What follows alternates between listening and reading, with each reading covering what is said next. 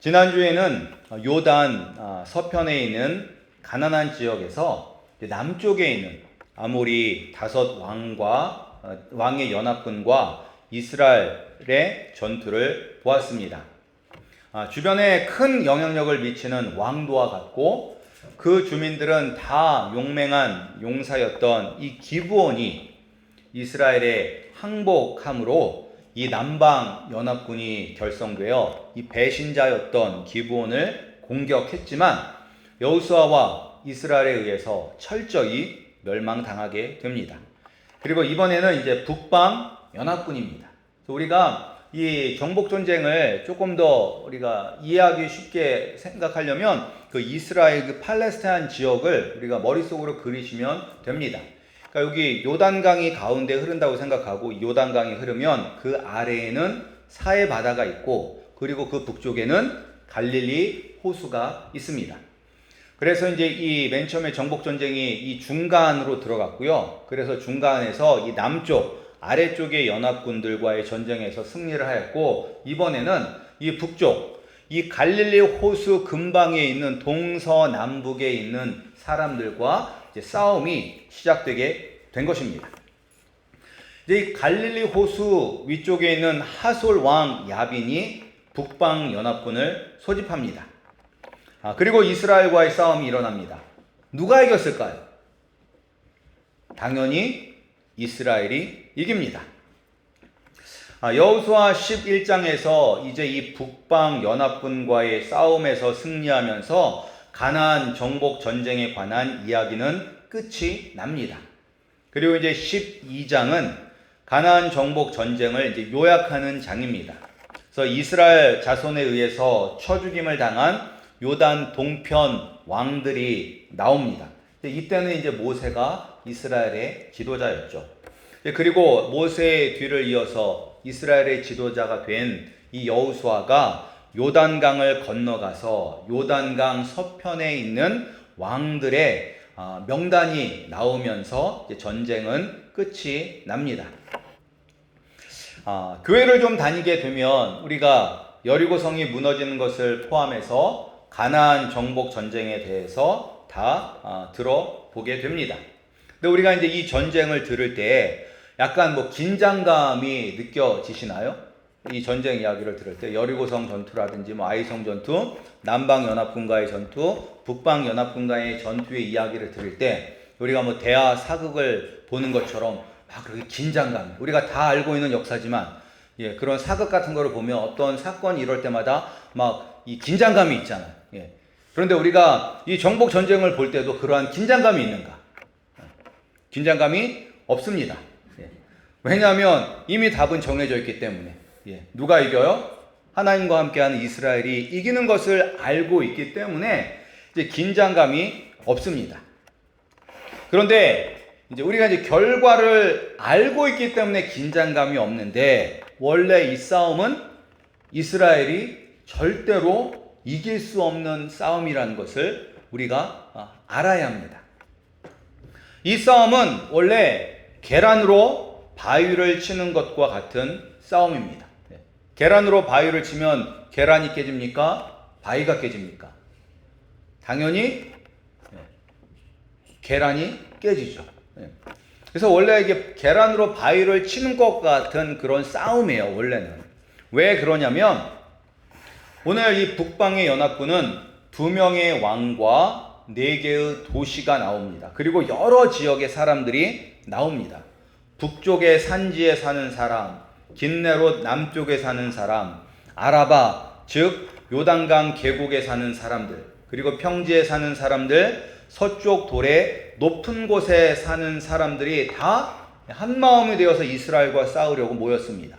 그리고 여기에 6 족속이 함께합니다.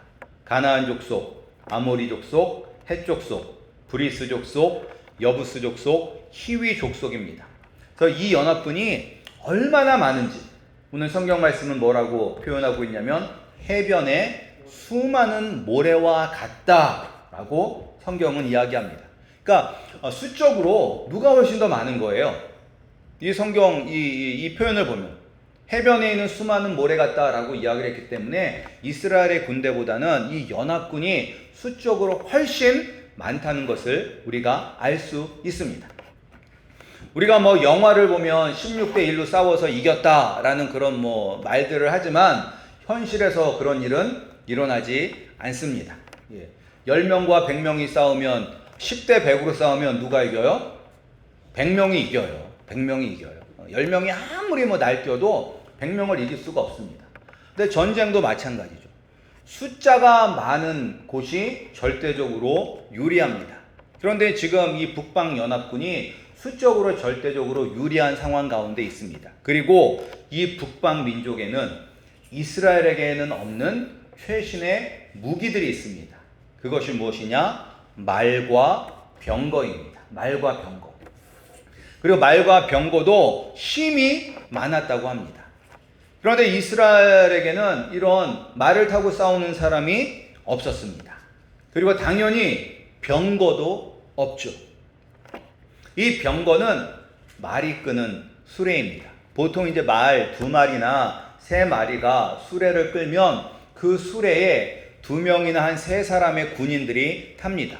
한 사람은 방패를 들고서 적의 공격을 막으면서 이제 말을 이렇게 조종하는 사람, 그리고 2사람은 창으로 적군을 찌르거나 아니면 화살을 쏘는 그 군인으로 이루어져 있습니다. 그러니까 당연히 이 마병이 이 병거와 말이 있는 사람들이 훨씬 더 유리하겠죠. 그러니까 얼마나 이 말을 탄 군인이 위력이 있냐면 이 송나라 때 중국의 기록을 보면 기병 17명이 2000명의 보병과의 싸움에서 이겼다고 합니다. 말을 타고 싸우는 것이 그만큼 유리한 거예요. 그리고 또 이 병거와 싸움은 어떻습니까? 이 병거가 어떻게 보면 오늘날 탱크에 비견될 수가 있습니다. 고대시대 이집트가 세계 최강대국이었던 이유, 그리고 이 아수르가 제국이 될 수 있었던 것은 다 병거가 있었기 때문입니다. 오늘날에도 우리가 한번 총하고 탱크가 있어요. 누가 이길까요? 탱크가 당연히 이기죠. 사람이 몇 명이 모이면 탱크를 이길 수 있을까요? 사람이 몇 사람쯤 모이면 사람과 탱크와 싸워서 이길 수 있을까요? 뭐 100명이 싸워도 500명이 싸워도 탱크 한 대를 아마 이길 수는 없을 것입니다. 왜냐하면 아무리 총을 쏴도 탱크를 뚫을 수 없기 때문에. 그 정도로 이 북방 연합군과 이스라엘과의 싸움은 결안으로 바위를 치는 듯한 싸움인 것입니다. 우리는 이미 결과를 알고 있기 때문에 별로 그렇게 긴장감도 없고 궁금하지도 않지만 내가 정말로 그 자리에 있다. 해변의 모래처럼 많은 적군들이 내 눈앞에 누워있고 수많은 말들과 병거를 내가 본다면 과연 내가 싸울 마음이 날 수가 있을까? 이것은 계란으로 바위를 치는 것과 마찬가지입니다.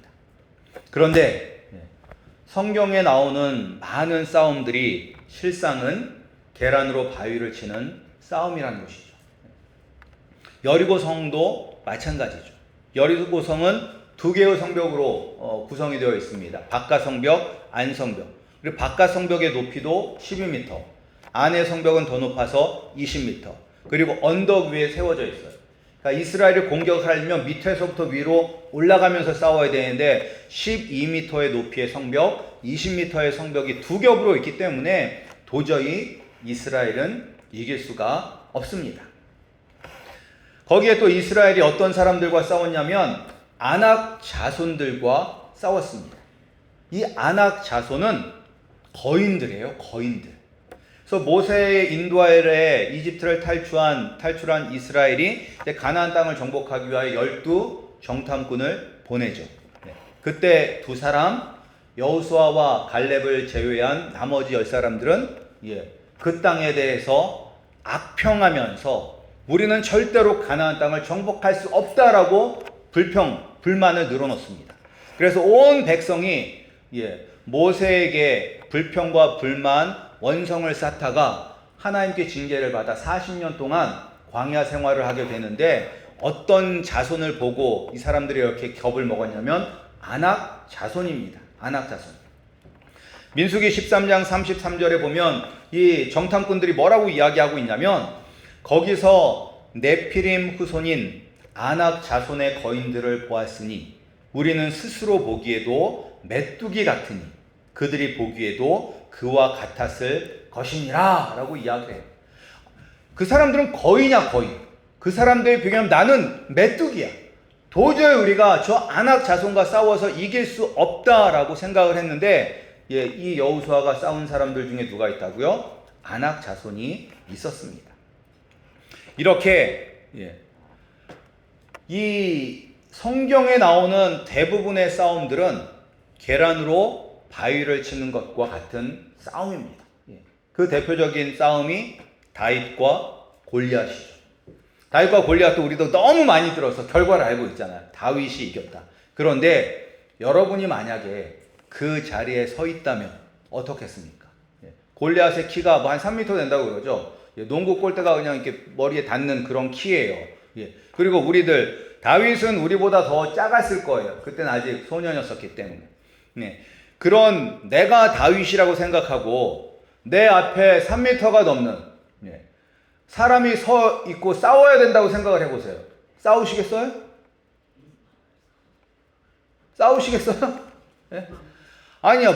보는 순간 우리도 가끔 여기에 뭐 미식축구 하시는 분들 있으면 엄청나잖아요. 그런 사람들이 막 덩치 이런 사람들이 만약에 시비가 붙었다. 그 사람들이 뭐 화를 내면서 막 나를 때리려고 하면 아무리 뭐 저도 태권도를 배워서 군대 1단이지만 태권도 뭐 1단, 2단, 3단 따도 사시나무 떨듯이 앞에서 떨을 거예요. 한 대 맞으면 죽겠구나.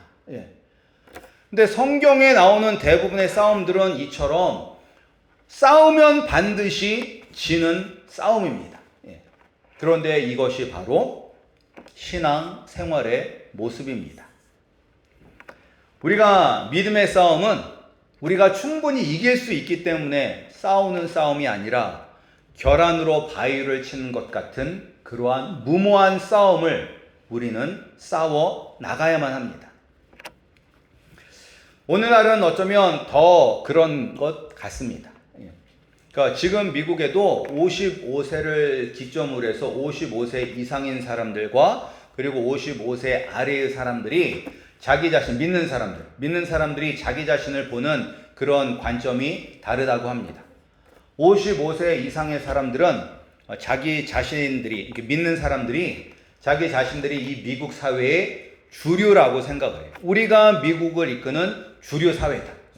그렇기 때문에 이 사람들은, 나이 드신 분들은 그러면 동성애라든지 이런 것에 대해서 단호하게 얘기합니다. 죄다! 절대 안 된다! 라고 이야기를 합니다. 그런데 55세보다 나이가 적은 사람들은, 믿는 사람들은 자신들이 이 미국 사회의 주류가 아니라 우리는 비주류다라고 생각을 해요. 비주류이기 때문에 이런 민감한 문제에 자신의 목소리를 당당하게 낼 수 있을까요? 만약에 여러분들이 뭐 구글이라든지 애플 이런 데서 뭐 취직을 해서 다니는데 거기에서 동성애는 죄다. 나는 동성애를 인정할 수 없다. 당당히 얘기하면 어떻게 될까요? 잘려요.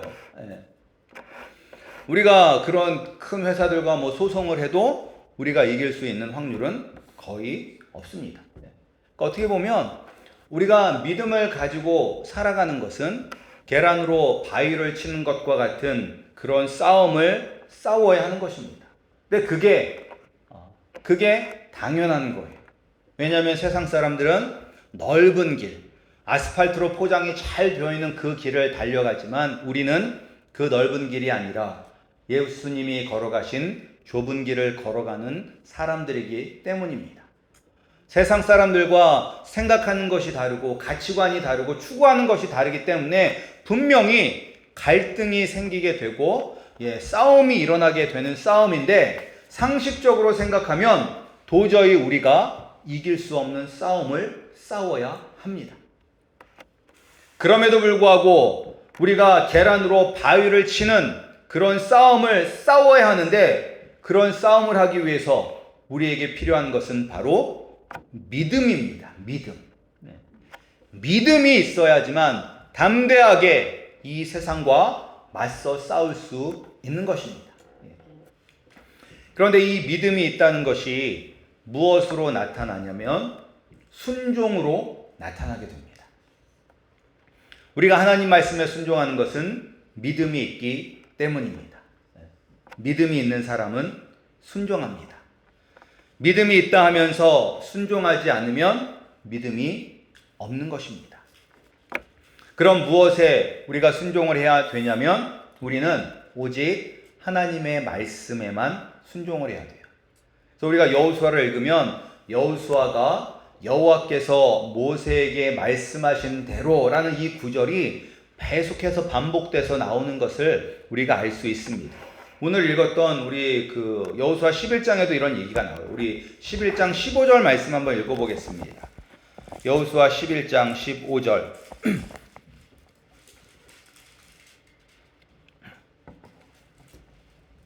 15절 말씀 함께 읽겠습니다.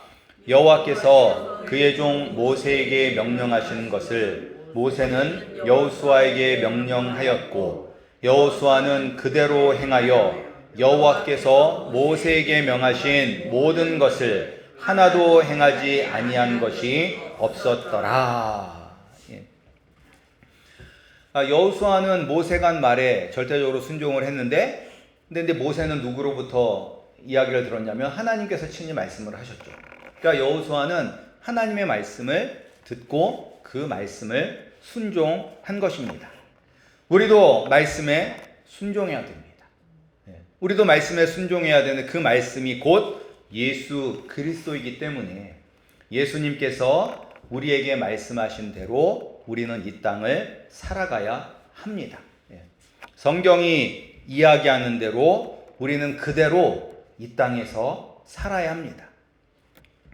그럼에도 선뜻 순종하지 못하는 것은 우리가 계란이고 세상이 바위이기 때문에 계란으로 바위를 치면 바위가 깨지는 것이 아니라 내가 깨질 것 같다는 두려움 때문에 우리는 순종을 하지 못하는 것입니다. 근데 이 두려움이 잘못된 것일까요? 두려움을 느끼면 믿음이 없는 것일까요? 그렇지 않습니다. 믿음이 있는 사람들도 두려워합니다. 그것을 어떻게 알 수가 있느냐? 하나님께서 계속 여호수아에게 두려워하지 말라라고 말씀을 하세요. 두려워하지 말라. 처음 이스라엘 백성을 이끄는 지도가 되었을 때에도 두려워하지 말라라고 말씀을 하셨고, 그리고 또 가나안 성 정복에 실패를 했었을 때도 두려워하지 말라라고 말씀하셨고, 남방 연합군과의 싸움에서도 하나님은 여호수아에게 두려워하지 말라라고 말씀하셨고, 오늘 북방 연합군과의 싸움을 할 때에도 하나님이 친히 여호수아에게 두려워하지 말라라고 이야기를 합니다. 따라서 아무리 믿음이 좋은 사람도 두려움은 느낍니다. 예수님은 안 두려워하셨을까요? 십자가에 못 박혀 죽으신 예수님은 두려워하지 않으셨을까요? 예수님도 두려워하셨잖아요. 그래서 십자가에 못 박혀 죽으시기 전날 밤에 겟세마네 동산에 올라가서 3번 기도하셨어요. 3번. 그런데 그 기도의 내용이 뭐예요? 이 잔을 지나가게 해달라고. 이 잔이 뭐냐면 십자가에서의 죽음이거든요. 하나님의 분노와 저주를 받아 십자가에서 죽는 것이 그 잔인데 이 잔이 지나가게 해달라고 3번이나 예수님이 기도하셨습니다. 그리고 얼마나 힘쓰고 애써 기도하셨냐면 누가복음에 보면 땀이 땅에 떨어지는 핏방울 같이 되었다라고 기록하고 있습니다. 그러니까 예수님도 십자가에서 죽음을 두려워하셨다는 거죠. 따라서 두려움이 잘못된 것은 없습니다. 믿음이 좋은 사람들은 아무 감정 없이 두려움도 느끼지 아니하고 막 나가서 싸우는 것이 아니라 믿음이 좋은 사람들도 두려워요. 계란으로 바위를 치면 내가 깨지는데 그것이 당연한 것인데 어떻게 두려워하지 않을 수 있습니까? 더군다나 이 싸움이 뭐 한 번으로 끝난다라고 하면 까짓것 뭐 죽기 아니면 까무러치기지 하면서 한번 덤벼볼 수 있을 것 같은데 우리의 믿음 생활은 단 한 번으로 끝나는 것이 아닙니다. 평생 가야 하는 것입니다. 평생.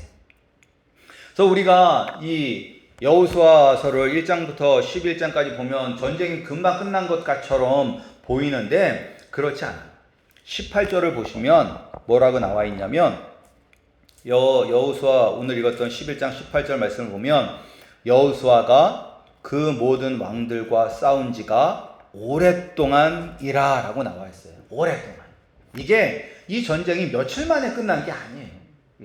오래 걸렸어요. 근데 그 전쟁 때마다 계란으로 바위를 치는 듯한 전쟁을 치러야 한다는 것입니다. 항상 긴장감과 두려움 속에 살아야 한다면 승리를 보기 전에 내가 먼저 스트레스 때문에 암 걸려 죽을 것 같은데 이러한 무모한 싸움을 우리가 싸워야만 하는 것입니다. 그런데 우리가 하나님 말씀에 순종하며 싸운다면 우리가 깨지는 것이 아니라 바위가 반드시 깨집니다. 왜 바위가 깨지냐면 나를 사용하시는 분이 바로 하나님이시기 때문입니다. 그리고 그분은 신실하시며 전능하신 분이시기 때문입니다. 우리 여호수아 1장 5절 말씀 같이 읽겠습니다. 우리 여호수아 1장 5절. 여호수아 1장 5절 말씀입니다.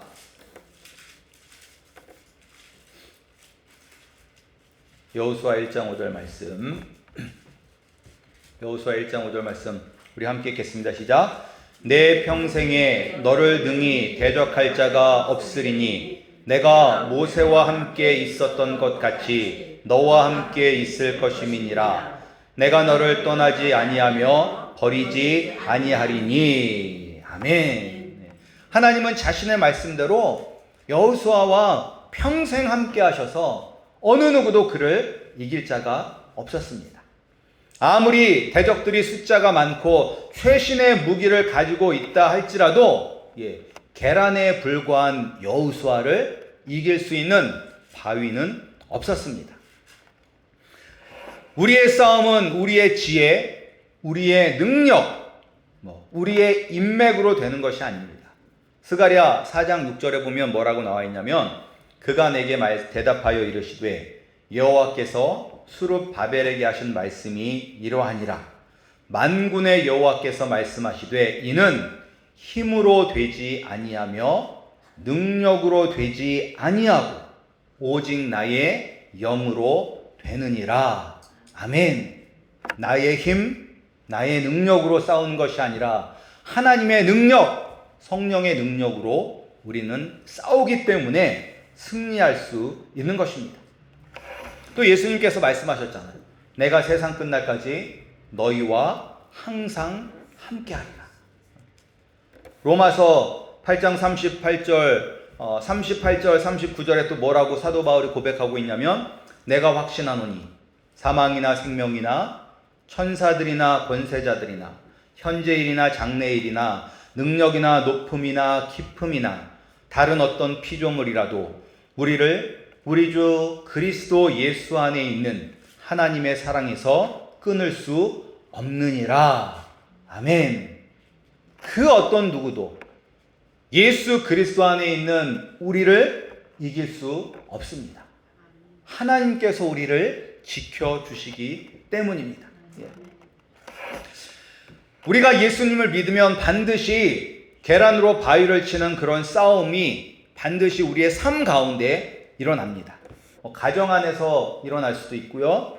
학교에서도 일어날 수도 있고 직장 안에서 일어날 수도 있고 아니면 친한 친구 사이에서도 일어날 수 있습니다.